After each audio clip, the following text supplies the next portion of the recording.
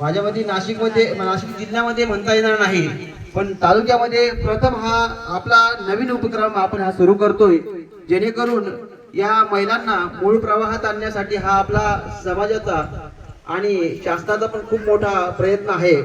शिवसरांचं पण त्या दिवशी हेच बोलणं झालं का तुम्ही त्यांना मूळ प्रवाहात आणण्यासाठी, कारण पती गेल्यानंतर बऱ्याचशा अडचणी त्याच्या बाबतीत निर्माण होतात आणि त्यांना उभारी देण्यासाठी आपण दुर्बल आहे म्हणून आपण बघतोय, पण सन्मान देत नाही, ही एक मोठी भावना आपल्या मनामध्ये असते। म्हणून त्यांना मूळ प्रवाहात आणण्यासाठी हा आपला खूप मोठा आणि ऐतिहासिक निर्णय आहे।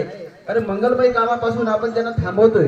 बरेचसे मागची उदाहरण बघितली तर राजमाता जिजाऊ त्यांनी पती निधनानंतर पण छत्रपती घडवले, स्वराज्य निर्माण केलं। किरण बेदी सारखी IPS झाली, हे पती निधनानंतर ते शक्य झालं।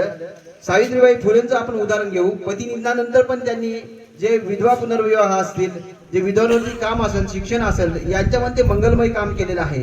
लांबचं उदाहरण घ्यायचं कशाला, आपल्या गावात लग्न सोहळा जर असेल तर बऱ्याचशा बाया विधवा आहेत आणि त्या गाजेरीन आहेत, त्यांच्या हातून गाणं चालतंय, मग हळद का चालत नाही, मग मंगलमय काम का चालत नाही, असे बरेचसे प्रश्न आधांतरी आहेत।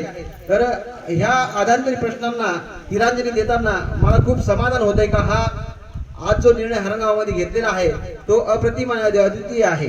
त्यासाठी आजचे तिन्ही पण ध्वजारोहण एकल महिला विधवांच्या हातूनच होतील आणि हा सन्मान प्रत्येक ध्वजारोहणाला त्यांना मिळेल आणि ह्या मूळ प्रवाहात आणण्याचा आपला मानच राहील।